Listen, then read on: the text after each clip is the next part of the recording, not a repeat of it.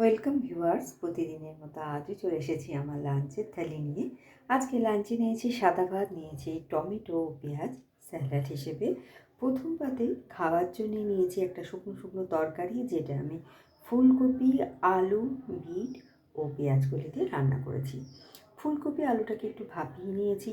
কড়াইয়ে তেলে শুকনো লঙ্কা কুচি ও কালো জিরে ফোড়ন দিয়ে সবার প্রথমে বিট, আলু ও ফুলকপিটা ভাজা ভাজা করে ওর মধ্যে সরু টুকরো করে কাটা পেঁয়াজকলি, নুন, হলুদ, সামান্য মিষ্টি দিয়ে আমি এটা তৈরি করেছি। এর সাথে খাওয়ার জন্য নিয়েছি মুগ ডাল, যেটা আমি জিরে শুকনো লঙ্কা ফোড়ন দিয়ে একটু আদা বাটা দিয়ে রান্না করেছি।